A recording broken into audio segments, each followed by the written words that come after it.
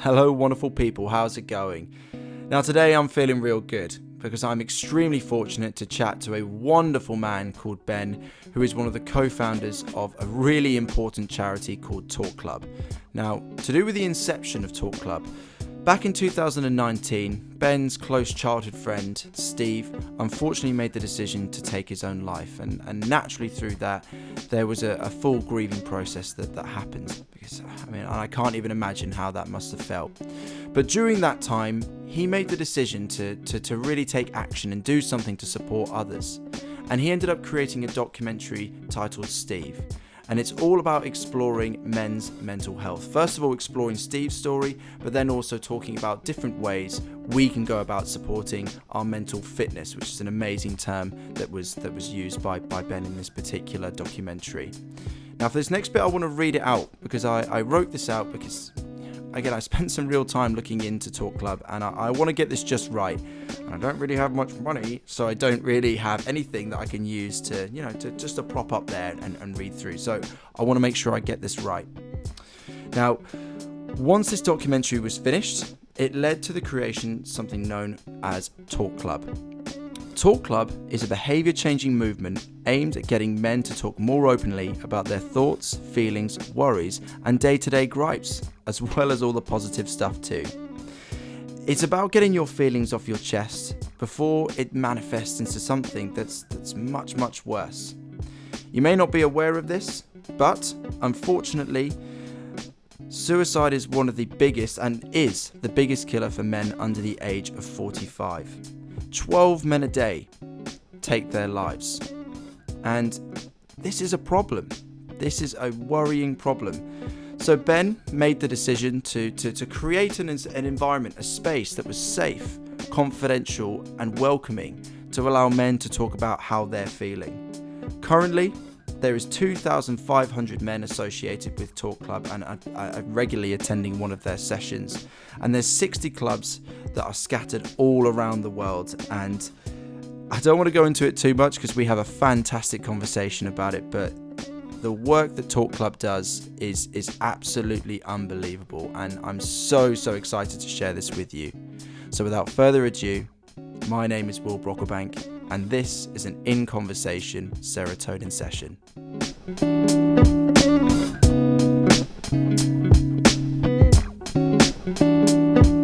Yeah, Ben, honestly, thank you so much for giving up your time today to be able to chat to me. As I literally just said to you off camera, I've been watching and reading a bunch of things all to do with Talk Club, to do with Steve, to do with all sorts of things that you're doing, and it's amazing. But before we do anything, I want to take a page out of the book of Talk Club, and I want to ask you, how are you doing out of 10?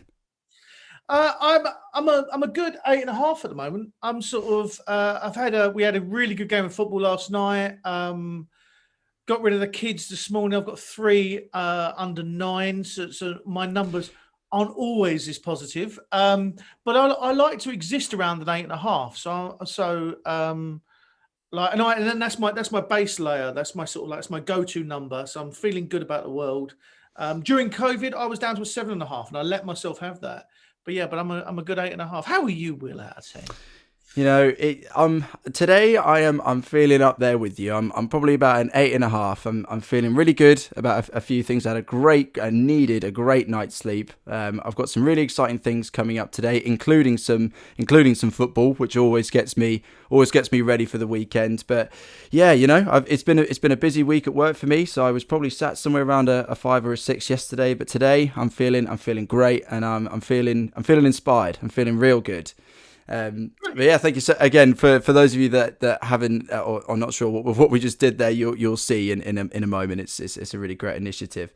But where I think is a really natural place to start is around something that you did back in 2000. Well, I believe it was released in 2019. Now I believe, yeah. God, man, time flies. But basically, you led and directed an amazing documentary called Steve, and me and my housemate sat down and watched that in full last week, I believe.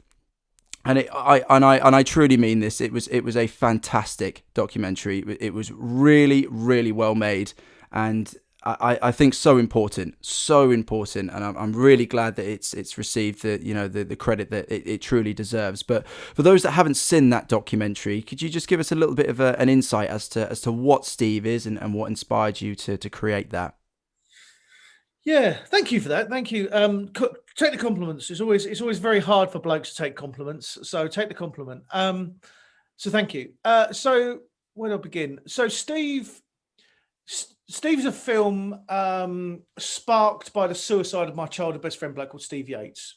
So as kids, we were inseparable. We were sort of brothers by another mother, like born 4 days apart. So had our birthdays together.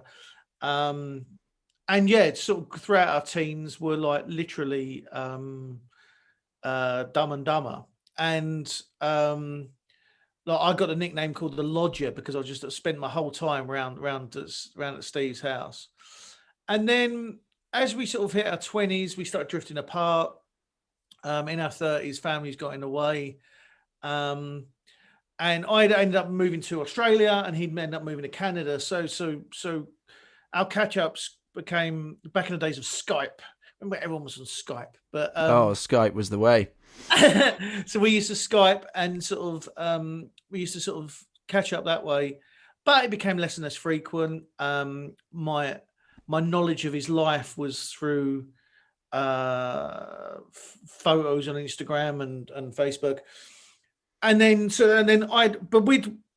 we were both returning to the UK around the same time, and Steve was a big Man United fan, and I was moving to Manchester, so I got us tickets for a United game, and I rang. We were sorting it all out. I've been back in the country a couple of weeks. He'd been back about a month, and then I got this phone call, which was sort of basically, triggers. Just sort of, I suppose, changed my life. His cousin rang me up and sort of said, "Are you sitting down?" And I said, "No, I'm not. I'm in a cafe." And he goes, "Look, can you sit down, please?" I said, "I'm not going to sit down. What's the matter?" Right. But I knew it was something about Steve because she would never ring me unless it was something about Steve. And I thought that, I knew he died. I knew he died straight away by that. But when we were growing up, Steve loved a car. He'd drive maybe a bit too fast around the lanes down in Kent. So I thought he'd died in a car crash. That was straight away my thought. Like, this was the ping that went in my head. I just needed her to say it. But when she said he took his own life, I was like, what? And I still get triggered by that now. I spun a little bit and sort of so yeah, so that's the first time I've been confronted by suicide. It was Steve, the last man on earth that I thought would ever do that. He was 38. He left behind two kids with his current wife and another boy by his previous relationship. So it's like he was well loved. He had everything there. So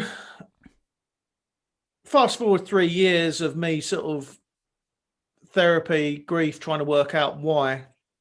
And I'm sitting in a hammock in France, and I'm reading one of those magazines, glossy magazines out the back of a newspaper that we've picked up on the way from the airport. And I read this article that said that suicide was the biggest killer of men under 45. And I was like, what? Surely prostate cancer or knife crime or something else, but sort of like the fact that the thing most likely to kill me is me. That's just ridiculous. So it's great for having some alarms going off outside. Yeah. Don't worry, I'm on a terrace street with very single pane windows. I'm gonna keep pushing forward. So I sort of so I was really hit by this stat, and then reading through it, and in the same magazine, I read this article that said that there was another study of men. There was a study of men. It sort of said that men of my age watch sport and documentaries. That's what we watch, and it was sort of like a thing about habits and stuff. So I suddenly decided I'm going to make a film about Steve. I'm going to make a film that doesn't just talk about the negativity of the world that we're in, but actually looks at positives and what we can actually do to help ourselves. Because if I can capture a man's attention for an hour and a half, like you and your flatmates, then I might be able to get them to convince. I might be able to convince them that it's really important for them to still stay about, and maybe look after themselves and look at the idea of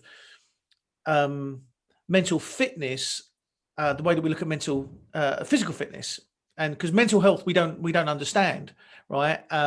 Especially back then when I first started making the film in sort of 2018, and so I sort of went on this journey. I had no idea really how I was going to make it. I just sort of throw my feet in and sort of let my body follow. And I did a small crowdfunder. The idea was maybe make a little 20-minute, half-hour film. It turned into 52 hours of footage. A year of me on the ground, zooming around the country, meeting some amazingly inspiring people, and this one bloke, Danny Sculthorpe, who is an ex-England rugby international, introduced me to this idea of mental fitness. So if you can be mentally fit, then you can be mentally strong. And as a communicator, I grew up in advertising, sort of like, so I was an advertising creative for many years. I suppose I still am in theory. And communication is so important. Words are so important. And when you say mental health, blokes don't really know what you're talking about. They think they automatically go to mental illness. But if you like, even in my new film, I've interviewed a bloke called Nick, who runs a company called Fika, and he goes, beautiful sort of like analogy. If you Google mental health, you'll get loads of negative images. You'll get sort of like depression and da da da da da. But if you Google physical health, you'll get loads of people having doing good things, like doing good exercise or yoga or sports. But they're the same. And we're so far behind when it comes to our mental health as a nation, as a society, as a world. So I took that on. I made the film, and as I was making the film, two of the producers, one's my wife and another one, Neil, we were talking about the idea of the film was to actually do it as a pub tour, not just release it, just actually go to where the men were. And that's what I did. I did 49 screenings up and down the country, everywhere from Falmouth to Aberdeen. I did sort of Coots. I did the Queen's Bank. I did prisons. And the idea was literally to go where men were and not expect them to come to the cinema or watch it on Netflix. Actually get them in the room, get them talking. And if they're cradling a pint, it's sort of like what I talk about in my TED Talk. If they're holding a pint, that's when they start feeling they can actually open up and sort of talk about this. And it was ridiculously powerful looking back at those early screenings as well. You just sort of like, I did one at Ministry of Defence, 198 people first thing on a Monday morning. Do you know what I mean? Like that's just ridiculous. And so anyway, so we created this thing, and as we were doing it, as we started sort of like the film started taking shape, and we were going, and like I sort of said, look, we're missing something here. Like, I'm going to create these things. I'm going to stand up in front of all these people. I'm going to show my vulnerability. I'm going to get them to start talking. Then what? When someone turns around to me and goes, what do I do now? And I was like, I need something. So me and Neil had this idea of Talk Club, and it was originally Talk Football Club, and because we're both big football fans, and it was like, nah, let's lose the football for the meantime. Let's bring that in later.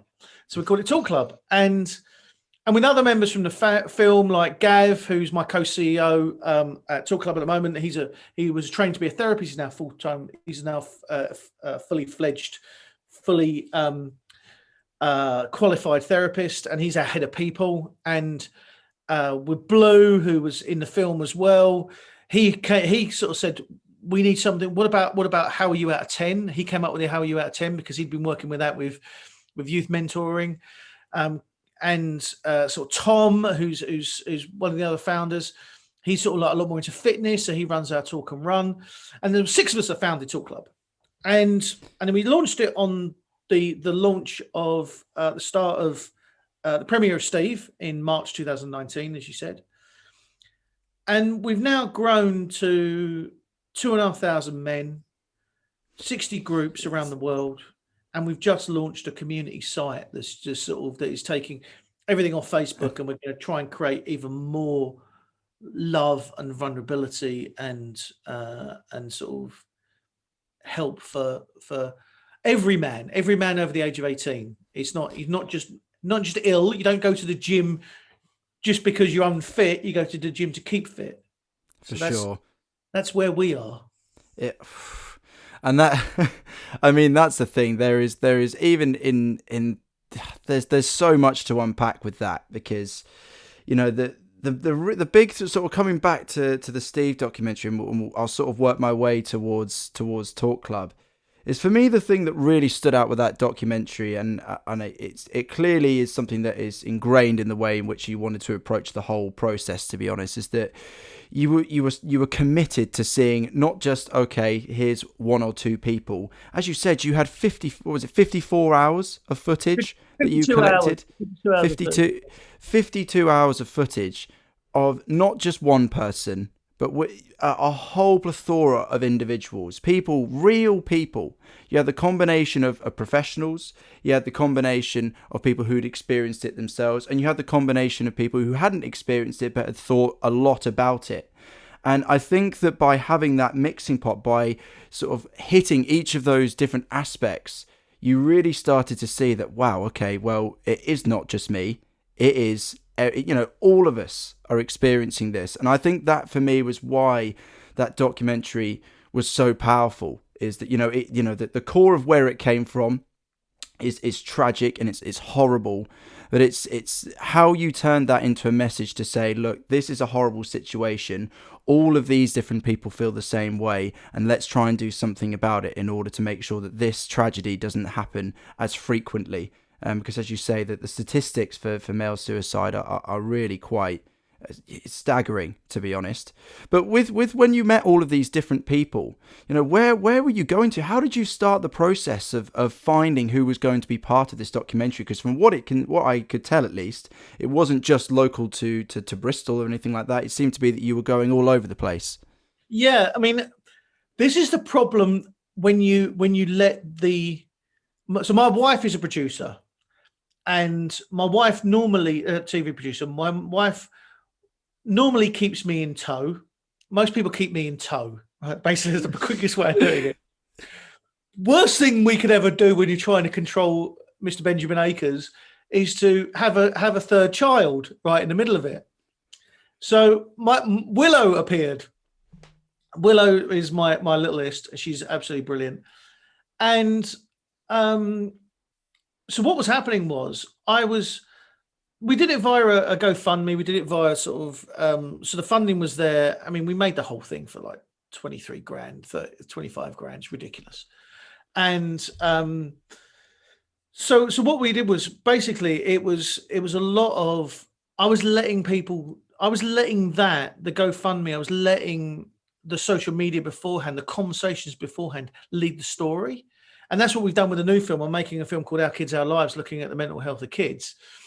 And I've let people out there tell me the story, work out why. So the first thing I did was I asked 100 men how they look after their mental health, and let that sort of dictate where we were going with it.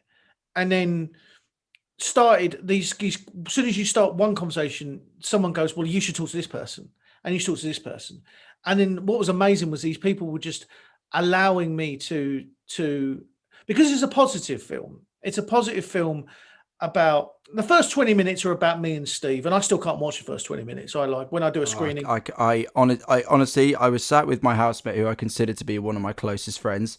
It was just one of those scenarios where I just couldn't even imagine. I just couldn't even imagine what that would do to me. So I can imagine why that's still a very difficult experience for you.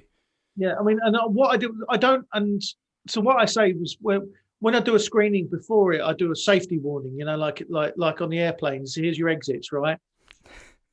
And also what we do is we do a lot of talk about that, because on a plane they say put the oxygen mask on yourself before you put it on others. And that's what we need to do as society, because we spend all our time looking after people we care about, but we need to make sure that we look after ourselves first so we can look after them. So I said that to them. So before every screening, I go, look, here's film. If you get triggered by any of this, it is confronting. We do talk about suicide. If you get triggered by any of this, please look after yourself first. Please go outside, grab a glass of water. If you want to carry on watching the film, I will send it to you. Don't worry about that. You will watch this film if you really want to. But also, what I do is there's a point where Steve puts his hand over the camera, and that is that's my point to leave, because I remember being 16, and that was me with my little handycam, and I go triggered straight there for him doing that, and the rest of it for the first 20 minutes is about the history of like his parents, who grew up as my parents, and who I still love a hell of a lot, and are still in my week every week. And so just to see them in pain was really, really hard for me. But then what we do for the rest of the film is we go, this is the problem. What are the solutions? And when it comes, if you look at it as physical fitness, you sort of go like, some people like yoga, some people like rugby, some people like running, some people hate running, some people like swimming, right? So what I've gone is, if it's physical fitness and mental fitness, talking may not be the answer. Like Ollie Aplin, who's an amazing man who created this thing called the Mind Journal, he hates talking. He hates it. Like even with the interview, I had to talk him round 5 or 6 times to try and actually get him to go on camera, because he's really nervous with those type of things, because he grew up in a world where his mum was schizophrenic. I mean, his mum took her own life, and was basically told never to speak. Don't talk about it. Don't talk about it. But when he started going into therapy, when he had his breakdown, and his therapist said, look, if you can't talk, write it. And he found the power of journaling. And he told me this amazing story. We caught up, because I still keep in contact with all these people. They're really, really important to me. And we caught up in Brighton, and I sort of said, look, what's the most powerful thing that you've heard? The most positive thing you've heard? So he, as I say, creates a mind journal. So they just journaling down. It's a beautiful book. Mind, look it up, Mind Journal. I highly recommend it. I journal every day with it. And he went, I was coming out of a club toilet in Rochester. And I go, where are you going with this, mate? Where are you going? And he goes, this woman walks up to me, mid sort of 40s, walks up to me, goes, you're Ollie Aplin, aren't you? And he goes, yeah. And he goes, she goes, I bought my husband your book. And he's like, oh, cool. Yeah, thank you for that. He doesn't hit me anymore. And just walks away. And Ollie just went, whoa. Like he goes to me like, when you think you create these things, you do not know where they're going. But the fact of this man has got so much, unfortunately, has got so much built up aggression built up, and he isn't able to release that. We don't know where this has come from. It could be his childhood, it could be from around the world, around anything that he's been doing. And the fact that he felt that he's taking it out on someone he loves, but now can put it down onto paper, so his wife isn't being hit anymore. That we're helping men control their anger inside domestic violence. That was amazing to sort of like, for when Ollie said that to me. And like we've had people come up. I've had a woman come up to me on the street going like again, it's like, people know you, but you're Ben Akers. Yeah. And it goes, oh, what have I done? And it's like, not to the same extent as Ollie, but sort of said, I just want to say thanks. I was like, that's okay. And she goes, yeah, because you're, my husband comes to one of your groups, and he's now talking at home. He's talking to me more. But most importantly, he's listening to me more. Because what Talk Club is 2 hours of sitting around in a circle, but you only talk for 20 minutes of that. The rest of it, you're listening. Maybe only 15 minutes of that, but the rest of it, you're listening. You're learning to actively listen. And that's pretty sort of powerful. And we never thought that when we created TC that there would be that able to be that. We just thought that you release the pressure, you let out your aggression, you let out what's bothering you, and you release the pressure just a little bit. But the fact that the people are communicating with their partners better by our groups is just pretty amazing, really. Linked to your specific, window of time, because I know obviously with Talk Club, you're going to have spoken to, I mean, hundreds, if not thousands, of people at this stage. But specifically, again, when you were going through the process of making that documentary, are there any conversations or any things that you heard or came across that it didn't go on to film, but you were actually truly taken back by, going, wow, that is something that has really struck me. That's something that's going to stick with me for quite some time. Nearly anything. I mean, all of it, yeah. Yeah, but there was a few. As I say, that moment with Danny Sculthorpe, the mental fitness moment, was a real light bulb moment for me. Suddenly, click, makes sense now. And coming from someone like Danny, where I could listen to Danny for hours. Do you know what I mean? He's I mean, a lot of what his story didn't make it on camera because it was a positive film, but a lot of his struggles, a lot of where he got to. We never talk about method because you're not meant to talk about method because it can trigger. But so what he was going through and where he got to that point was really, really sort of humbling for me. But I think, to be honest, the one moment that sticks in my head the most is there's a section in the film called The Round Table where I get all my best mates together. And I was going to bring that up next. It was, yes. So, I'm glad you're saying this. So these are boys who we would all walk over glass for each other, and they all knew Steve. They were probably in the transition period for when me and Steve started drifting, because I spent a lot of my time in London with these guys, and Steve was down in Kent. But they all knew Steve, and there's a moment in the film, the moment in filming, I don't think it made it to the film, where they all turned on me. They all turned on me in this sort of thing that I always ask how they are, but they never let me help them. And no, they were about. Yeah. They always ask how I am, but I never let them help me. I never let them help me. I am never vulnerable, was basically what they were saying. And this was a major, major turning point in my life and in the film for the creation of the film. Because basically what happens is that I would always ring them up and I was going, how are you? How are you? How are you? I'm always looking after, my thing is always trying to look after others. But I wasn't putting the oxygen mask on myself. Like throughout my 20s, I look back on my 20s all the way, because as I say, I grew up in advertising, like working horrendous hours, working under horrendous pressure, believing that the idea is everything, that you've got to do this and you've got to put those hours in. And I don't think I raised myself above a 6 the whole time, but I don't think I dropped below a 6 because I was numb. I was numb. I just let myself be numb. I probably drank too much. I probably did other stuff too much. And I look back on those moments where I sort of go, I wasn't real. I wasn't alive. And the great thing about now without a 10 is that I've got down to a 4.5 during lockdown. But I know that as tomorrow that I need to look after myself and I can get myself up to an 8.5 or a 9. Do you know what I mean? And this is where I am, because I know that literally I was that. So you'd no high, no low. No, and I did some amazing things in my career where I was off to New York. I was filming all over the world, but I'd never let myself have that to sort of like to actually be experiencing the high. Because if I experience the high, that means I've got to let in the low.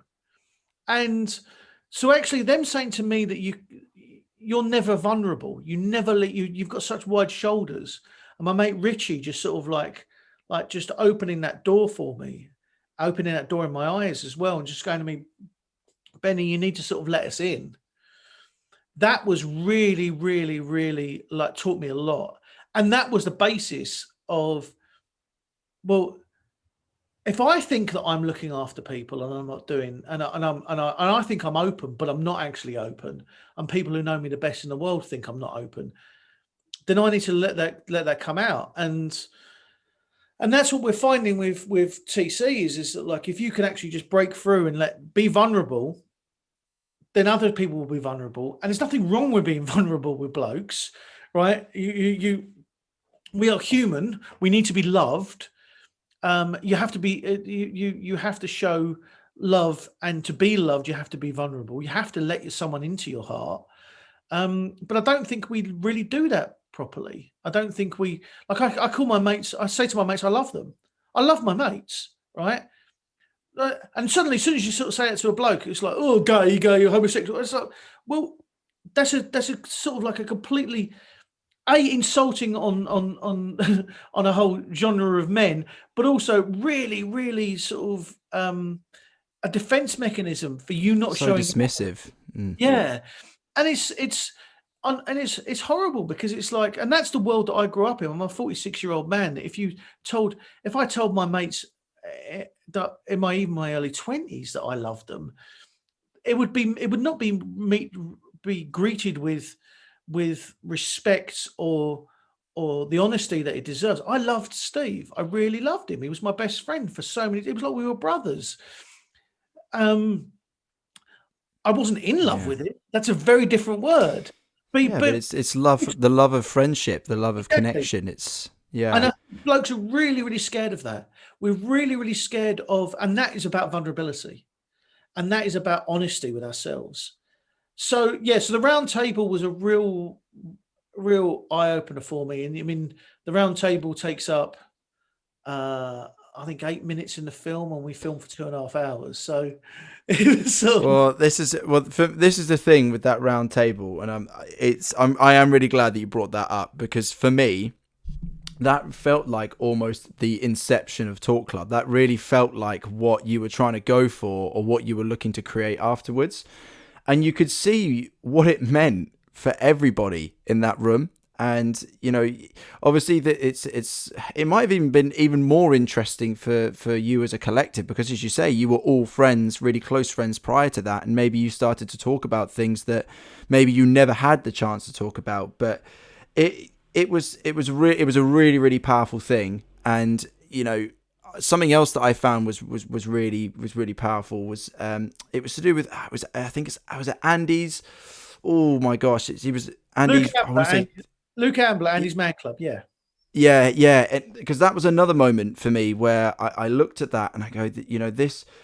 There are so many, and I mean, this was a theme across across the entire documentary. To be honest, is that there were so many people who were doing amazing things for others, and really trying to break the stigma, and to break down what it is to be, the stereotypical man.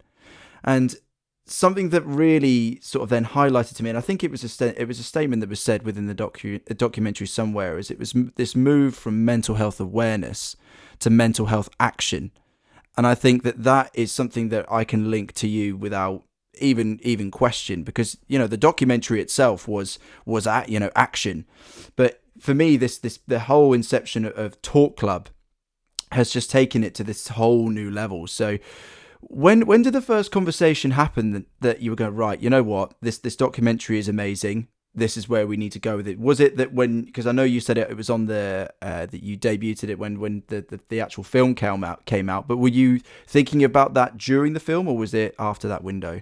Well, I mean, that's the thing. So like Luke Ambler, an amazing man, and his man club's a fantastic sort of talking group and organisation as well. And I think what happened was Talk Club came out of, as you said, the Round Table, AMC, and Calm's Best Man project. And what was happening was, Calm is a brilliant charity as well. But what they do, Calm, is they're working a lot more. They're trying to work more upstream now. But they're a helpline for, they're like the Samaritans, but for men. And they're trying to sort of be that space where almost if you're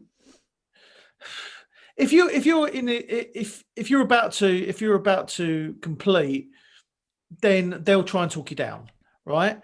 And And AMC, I saw a lot of quite ill men inside my AMC meeting, and I suddenly thought, well, this should be happening earlier. We should be looking at this a lot earlier. So combine that with Danny Sculthorpe's best mental fitness. What we thought was, if we can start getting people to look at it like a gym, where you don't go to the gym to get fit, you start going to get fit, but you keep coming to keep fit, and you start looking at it in the same way that we do with physical health, and we start looking way upstream, then we will be able to prevent mental illness. Because the way that we're doing it at the moment is we wait for ourselves to have a heart attack before we go for a run. That is literally, we wait for ourselves to get broken before we get therapy. It's a broken fix it model. And I think we've gone far past awareness now. I think we know awareness. I mean, even with ITV's getting Britain talking, amazing. Get Britain talking. How do you get Britain talking, right? So that's the reason why. How are you out of 10? Which I am going to be buying one of those, by the way, for sure. But it's like I'm getting some more printed. We've nearly sold out of all these ones. Getting ones printed black with white type now. But we're sort of like, what we found with How Are You Out of 10 is that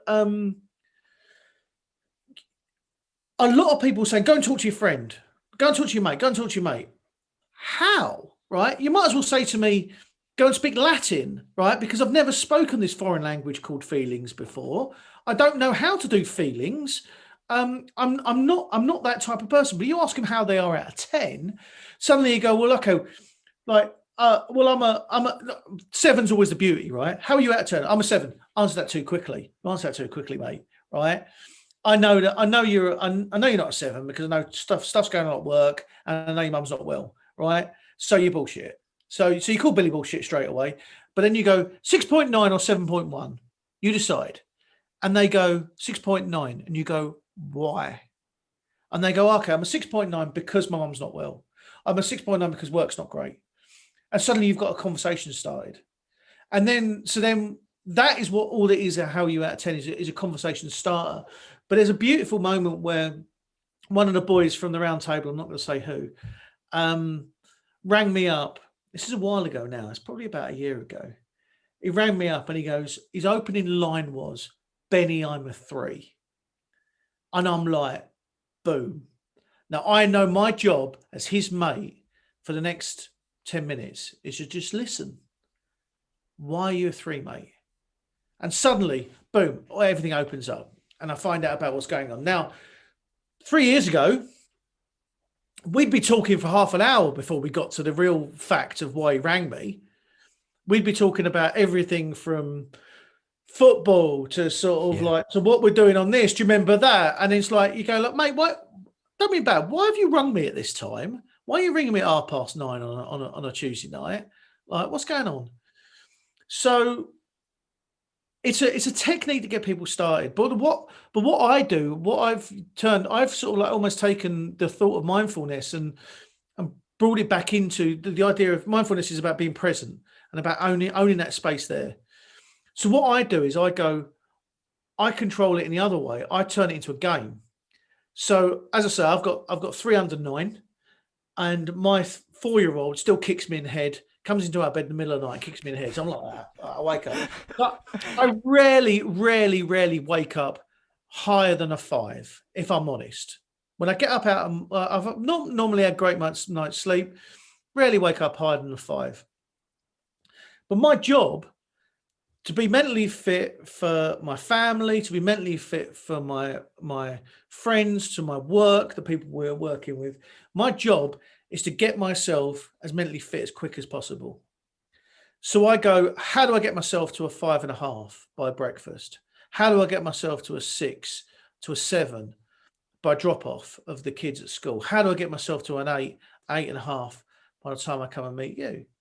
So quite a lot of it is these techniques. I as I say, I journal every morning. I play happy music in the shower. I sing at the top of my voice when I'm in the shower. I'll go the long walk round. I'll go via the park on the way back. I'm grabbing these little moments, every little bit that I can, to lift my number by half or by a full number. So then when I'm actually hitting the day, I'm an 8 or an 8.5, and I'm feeling ready and I'm feeling strong for the day. Well, yeah. I mean, you're so right. I mean, I agree completely with the whole idea of practicing what you preach, and for me, what that links into really, really nicely, and I really like your use of terminology, is moving from mental health to mental fitness. And this is something that I brought up to the teachers in my department. I watched the documentary. I was like, right, there's a terminology change I think we need to consider here, because what you're describing there is as the day goes on, you're just getting your reps in. It's not about, okay, that you're going to get this one thing that's going to solve all of your problems. It's about going, okay, well, I'm going to do a set of this, I'm going to do this, and then I'm going to do this, and you structure your daily workout. And that is, I think, the best way to look at it, because and this is the problem with something when it becomes a bit more mainstream, when it's spoken about a lot across loads of different people, is sometimes the terminology loses its meaning, and sometimes you don't even really truly know what mental health means. And I think that there is clarity in the use of mental fitness, and I think that sounds like a driving force with what you do with Talk Club, because obviously the Talk Club sessions themselves are not counselling sessions, they're not therapy sessions, but they are this environment, they're this forum to allow men to feel comfortable and comfortable to talk to other men in a confidential environment. And because it's not sitting as necessarily as a counselling based session, I was just curious, what sort of bits of feedback do you get from the members that attend these sessions? What do they feel that they're getting from their experience in these in these scenarios where they have to talk about how they're feeling, but most importantly, and you address this, but listen to how other men are feeling? Well, what's amazing about it is a TC session is literally 4 rounds. So check in, you check in and you sort of say your number out of 10 and why, your headline on why. Normally I'll moan about my kids, right? And then the second round is what I'm grateful for, your happiness, what keeps you going, right? So we always need to do the gratitude. It's really, really important to realize what we're grateful for in our world, because we forget that very often.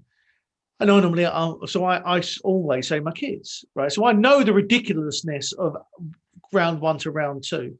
Round 3 is always my favorite, which is how you can look after your mental fitness this week. How are you going to take control and use this? Now, when you're sitting in this room and a builder goes, I might try some yoga, and you're going like, he's the last person in the world that I'd ever thought would end up at yoga. And then he goes, well, if you're doing it, I'll do it. And then suddenly these blokes are sort of like, are going, well, I'll go with you then. And they end up going to a yoga session together. That's amazing. It makes amazing when you've got like, I've had an 18-year-old and a 60-year-old who are worlds apart, sharing the same experience about what they were going through, about feeling lost in the world.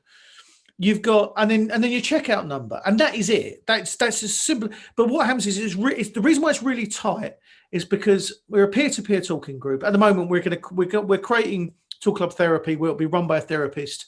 It'll be a similar format, and but also we're going to create, hopefully in the future, will be one-on-one therapy, subsidized one-on-one therapy, so you can get like access to it for a fraction of where it is. That's a fantastic initiative. But what we're trying to do, so the idea is you join like a gym. You join the gym and you can go for your 5K run on the jogger or on the cross trainer. But if you want to train up you want to take something seriously, you're going to go for a marathon, or you're going to do something else, then you can actually get an expert to help you. And if you're injured, that's the reason why they have the physios in the building, right? So that is, it's so simple. It's so simple, but we're not doing it. And the way that we do it at the moment, and so what you said earlier as well, is that we know that we have to eat properly. We can't eat rubbish all the time. We know that we need some exercise, but we think this thing is going to look after itself. We think our brain is just going to look after itself. Come on, right? And then even with sort of even with recovery or working through stuff, or like it takes time, it takes effort to become mentally fit. It takes time, it takes effort to become physically fit. Obviously, you do the sort of the walking for Talk Club. You released a charity single. You've done all sorts, but there's a couple of things that really stuck with me, and one of them links back to how I actually first heard of Talk Club. I was visiting my sister in Bristol, and she lives just down the road from Bristol Beer Factory. And I absolutely love that place anyway. And anyone that goes to Bristol, you've got to go to Bristol Beer Factory. They're absolutely amazing. But I can't remember whether it was a flyer or whether it was that it was the really early inception of Serotonin, and I was sort of looking into different people doing really amazing things in the community, and I came across Talk Club through that. And then interestingly is that a little while down the line, I then saw that you'd collaborated with Bristol Beer Factory to create Clear Head, a non-alcoholic beer. And that is something that I think is exactly where we need to go, because as the British population, we exist and live around pubs. It is ingrained into our culture, and it's an important part of our culture. But sometimes, as you said, and you recognize, is that you can take the alcohol aspect of the pub just too far, and it becomes a detriment to you. But actually, exploring some more non-alcoholic approaches, it might be really, really interesting, and actually really support further the mission that you're on. So I was just wondering how that collaboration came about, because it's amazing. So so BBF are big fans of ours. We're big fans of them. Sam at BBF and all the gang down there are top lads and lasses. And the first ever Talk Club was in the back of their brewery. Probably one of the good things to come out of lockdown was that Tristan wasn't producing beer, because it was sort of because a lot of things that was going on, so he was able to experiment. So I think they did 3 or 4 rounds of trying to get the right stuff. They could doing it with their equipment. And fast forward to now, I think it's their biggest selling can. It's sort of it's got rave reviews. It was an independent non-alcoholic beer of the year. Yeah, I've been seeing. It's just sort of like but what's great about it is that it does good for them. They give us 5% of their profits, or the profits of us. It sort of does good for us, gets a name out there, and then I can sort of come home and I'm still able to sort of get everyone up and get everyone out for school. And that's been a lot of what Talk Club's about, is to go in where the men are. I mean, as I said about the tour, so men are in pubs. Let's get a beer in there. Men play football. I got Bristol Rovers as a sponsor. We got Talk Club Football Club. I'm coming for it. I got Bristol Rovers to sponsor one side and Bristol City to sponsor the other. So it's the first time, we think, in history ever that you've got two rival clubs, yeah, united on the United shirt. That's what we call it. We call it the United shirt, and we've sold that. We're selling those still. Well, I need to do another round of those because everything sells out effing quick. But again, it's just like, it's actually getting people to combine and talk over things. And a lot of the stuff that we do, the collaborations that we have, we're talking to a really great coffee maker at the moment. I can't probably explain too much, but we're going to create a coffee, hopefully. And the idea is just to get those moments, understand that blokes, we like those little tangible moments. We like those little things where we feel a little bit more special about stuff. And like Gav, as you said, the single, Gav's as well as being a therapist and my co-CEO, he's a very talented musician who's sort of got a few albums out, and he did all the music for Steve. That's how we met. But he sort of like, he goes, I've been inspired by this. I've just written this. Do you think we should make it? And it was just sort of, so I've made a film about the making of Soul to Saves called The Journey. But it's just like, but a lot of the stuff that we do, we're letting people follow that. I mean, we've got Talk Club Football Club, we've got Talk and Run, we've got Talk and Bike, we've got Talk and Golf. Like it's where men are.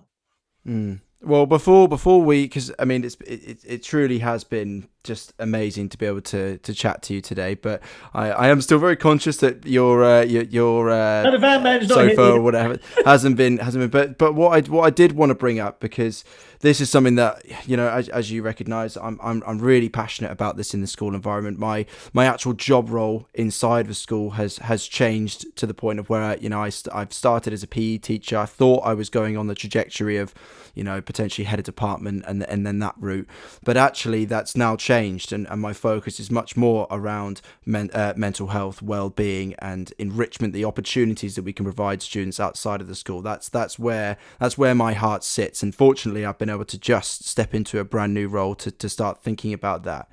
But it's something that I'm really, really interested to watch when it does come out, is that, as you said at the start, you're in the process of making a new documentary, a new focus called Our Kids, Our Lives.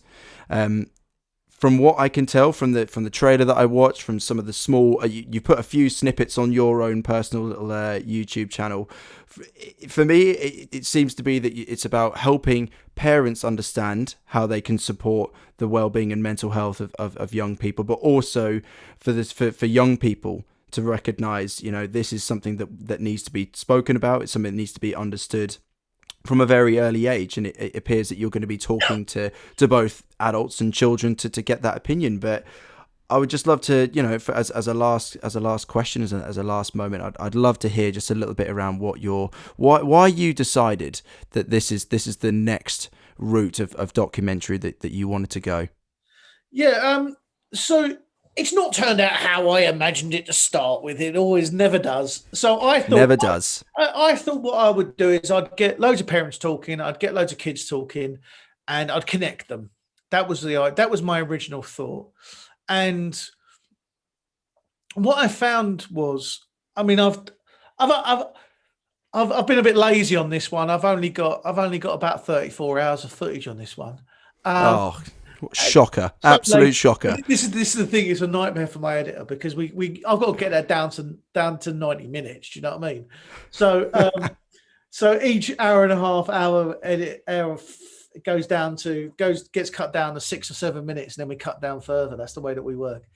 But what's been really interesting on this one is the fear. If I'm honest, parents are so scared. We don't know what to do. We don't know how to connect. We're still not connecting properly with our kids. It came out this thought that when I was actually was doing screening as Steve, I chatted to this person, and she was telling me that I was on a panel against and next to this woman from Papyrus, which is a kids anti-suicide charity, and she told me that over 200 school children took their lives last year, which would just punch me in the face, if I'm honest. Even just saying the sentence makes you feel sick.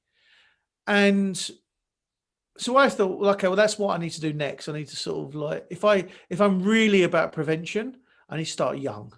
I need to get kids going. I need to get kids thinking, because it's still the biggest killer of young men.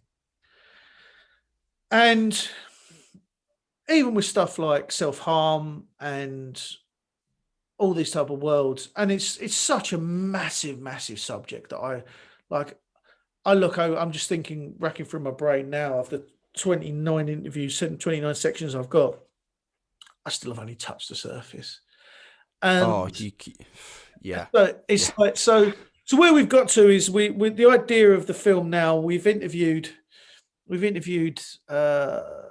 6 or 7 young people, sort of in the ages of sort of around 15, 16. But what I found is if I go any younger, a lot of kids don't want to talk about it, don't know how to talk about it, haven't got the emotional intelligence to talk about it, if I'm honest. Emotional intelligence is wrong. Emotional language to talk about it. They've got the intelligence, but they just don't know what they are. And my eldest, she's struggling a little bit at the moment. Not from anything major, but she can't find the words. So we use out of 10 all the time. But around the 15, 16 is sort of like where we've had people, and a little bit older, where we've had people, young adults talking. And then lots of worries and questions from parents, and then lots of experts telling us what we should be doing. And not should's a wrong word again. It's sort of like what we could be doing. do. But basically where it's come down to, like, if I'm honest, I interviewed the whole film could be brought down to two words. I interviewed I interviewed Gillian Keegan last week, the Minister of Care and Mental Health, and the two words that have come out of almost every interview is connection and community. We don't connect. We aren't connecting enough as families or as people, especially when we're young. We think we are with stuff like social media that's not going anywhere, but we're not really connecting. We're just piling pressure on everyone. And we need to teach ourselves as well as our kids how to look after those things. But it's also, as a community, we're sort of like, we're not, as a society, we're not looking after everyone, and we're still siloed. And I think that those are two major themes that are coming out of the film. But we've got, like, for example, I've interviewed forest schools, I've interviewed a play expert, I've sort of like climbed a tree to sort of Harold's Daryl. He's probably older than me. Daryl's probably early 50s now, but a 46-year-old man and a 50-year-old man climbing a tree in Ealing. And we've had some harrowing stories from a father whose daughter tried to take her life recently, and how they recovered from that. We've got lots of this stuff where it could happen to you. It's not about like CAMHS is overrun. For those people who don't know, CAMHS is the mental health service for kids. It's overrun because it's not just mental health, it's the health service, isn't it, for kids? So it's everything from sort of all those lines. But pastoral care teams are being overrun. And it's happening to everyday normal kids. You don't have to come from a beaten background to sort of to have issues. So my worry is whether my hope was always that it would create some sort of impact, hopefully something like what we did with Steve. My worry is always that I don't do that. So there's always a pressure that I put on myself to try and create something. But naturally, naturally. But we'll see. We'll see how it comes together and if it works. I mean, like, I'm not an expert. I'm probably the least qualified of our gang, because a lot of it is me hearing things and me trying to turn what they're saying, or what people what the experts, if you like, are saying, and trying to turn it into words that are digestible. So a lot. For example, there's one bit that like in the film, because I had quite a not troubled upbringing. My dad was schizophrenic, so I've grown up around mental ill health, and so me and my mum have a quite an honest conversation about my childhood, which my editor sort of like rang me and went, "Okay, how honest do we want to go with this?" And I was like, "What do you mean?" He goes, like, "Benny, you've gone warts and all. I mean, you've been very vulnerable in this. How do you feel about that?" And I was like, "Well, if it can help people, then if it can help parents look after themselves, then in turn look after their kids, because what we're doing is back to that airplane thing, is it's modeling.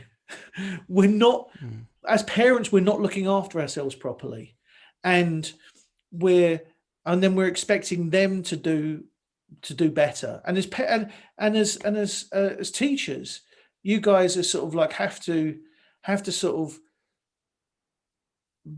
be role models, but then role models on how to look after yourselves. That's what we want. And it's sort of, that's like, if if you eat properly, they'll eat properly. If you shout swearing at someone, they'll shout and swear at someone. So when it comes to your mental health, the best what we can do is connect to the kids and model good behavior for them. So that's what I hope out of the film is hopefully try to mobilize the men in the Talk Club community to sort of go, look, you can be the ambassadors for your kids' mental health. That's the hope. I think something that you come back to is that obviously you talk about that you're not the professional in relation to, the other members of the Talk Club co-founders and things, but you play such a pivotal role in instigating and facilitating very important experiences, because yes, it's important that you take in professional opinion, and I think that it's important to be educated on what is the true knowledge or the research knowledge. But why Talk Club is becoming what it is that you're taking that knowledge in addition to the knowledge of experience from people who are going through that, and you're able to interpret that and then create these vehicles, these ways in which you can present information or present experiences that give people the opportunity to recognize how to support their mental fitness and to, as you say, model good behavior. And as a teacher, someone who is in the school environment, I think that you've made a really, really important decision by paying attention to what's going on with young people, because as you say, that I mean, I didn't know that stat. That is absolutely staggering, and it's unfortunately that suicide is something that I have experienced at my school. There was a student when I first started who took their life, and I am aware of other situations that have happened in school. That is happening to young people, and that's happening now. So we need to be talking about it, and that's what Steve did. And I know naturally, because you're a creative, there's always going to be this fear of what this documentary is going to be, what it's going to be able to do. But just the act, the willingness to actually spend time and commit time to talking to people, researching certain things, and then presenting that to other people, that will have a profound impact on people. It might not have an impact in the way that you think, as you recognize when you had those conversations with people, they come up to you and they say this, that, and the other to you. It might not have that sort of the impact you think, but it will have an impact. And it's why I wanted to talk to you today. It's why I am finishing this conversation on about a 9 or a 9.5, because it's people like you and the people that were involved in the Steve documentary and the people that are the co-founders of Talk Club and many people around the world. It's the things where they have spotted something. They go, I want to help. I want to do what I can to help. That's what's going to change the way in which our society works, and that's what's going to build community. That's what's going to build connection. And Ben, it's amazing what you do. It truly is, and I wish you all of the luck. And well, this is certainly, I hope not, at least, is not the last time I'm going to be talking to you and just hearing about what you're doing. It's amazing. It truly is. And I know you're not very, as you say, men are not very good at taking compliments, but we've just sat here for an hour and a bit, and it's everything that you say is applicable, relevant, and it's going to help a lot of people. So Ben, thank you so much for your time today. I really do appreciate it. Mate, thank you so much. Thank you so much for all of that, and ditto to you. I mean, getting you doing this, making sure that your new role, and the more noise that we can make as grassroots level, because I don't think that we should be. I don't think we should be looking for the NHS. We shouldn't be looking to the government. We shouldn't be looking to all these people to make changes. We should be the change. I mean, we should be the change we want to see in the world.